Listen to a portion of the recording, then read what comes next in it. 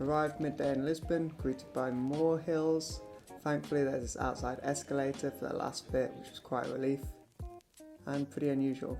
And we took a tuk-tuk around the city to the main sites, which was quite terrifying as she told us halfway through she was brand new and she had stalled quite a lot on some tram lines, which is never too promising, but she was super sweet and really nice, a good tour guide. She then took us to the highest point in Lisbon, where if you squint hard enough you can see a B version of the Golden Gate Bridge, but it's a lovely view and definitely worth it, but thank God I didn't walk because it was so hot. Headed down the hill past my least favourite drink towards the sea, where we passed the square here, which is lovely and impressive, but not somewhere you want to be in the afternoon with the heat, like a massive frying pan. Then called off the only way British people know how, with a lager, and then headed back where we cooked some food, had some more wine, and then I loaded a new film which I've never shot, Colour Mission by Adox. Then day 2 started with a walk along the seafront where I shot the film. I really like this film, gives some really nice film-esque looks I suppose, which you'll see, not from those shots, they were shot in harsh light, but under slightly softer light it's really beautiful film. I'm excited for them to start mass producing this and definitely going to buy some more. It was quite a long walk and we passed some interesting graffiti, which I quite liked. It shows you a different range of how the colours are rendered with the Adox. You can tell by my gait here how fast we walked through this almost sketchy little underground. It was the little piccolo playing in the background that did it for me. I wanted to get out of there. Now I didn't film much of the food place or any of the food place because we were kind of stressed due to car issues, but after that was resolved we went to Belém and took in the sights there, this beautiful, I think, suburb. It's got some great places and exceptional views, definitely worth a walk around. It's not that far, and here you can see some of the statues that are there. I don't know what they represent, but I liked them.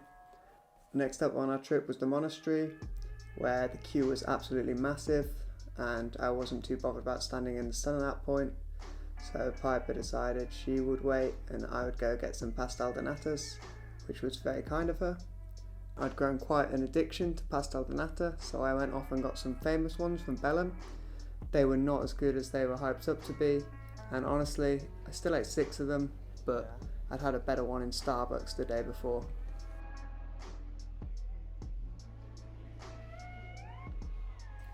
Finally made it into the monastery where we could admire its beauty from the inside, and it didn't disappoint. I think as well the film here held up really well. I missed focus on that, so that's my bad eye's fault. And then you can see how great the film looks with this sunlight here. It looks really soft and really lovely colours. I like how that kind of rendered the building white and not yellow. That kind of gives it that film look to me. So didn't really have to do anything to get these results, it just turned out like that, which was really nice. And I think the detail it captures is pretty great. It's ISO 200, so it should be fairly fine detail, but I think it's really good. It's a shame you can't really shoot it inside, but I do like this photo anyway, and I don't do too much indoor shooting as is.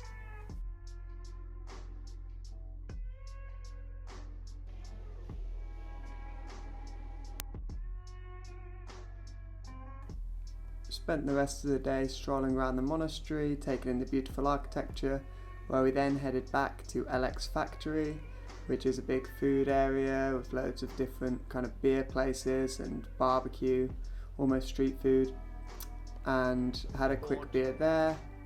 Then took these photos just outside the entrance, which I think are pretty simple but quite nice, and you see a little bit of halation from what I see there. That's the only halation I noticed. But I also just really like the colours of that photo and the simplicity. Back down to the sea for the last of the Lisbon sun, and then headed back home where I made some sangria and shaves to give my best personation of Tom Selleck. It's weak. As a precaution for what was about to entail, I ate a shot of cherry liqueur. We finished our time in Lisbon with some fado, which is an acquired taste, but interesting. And then next week, West Coast.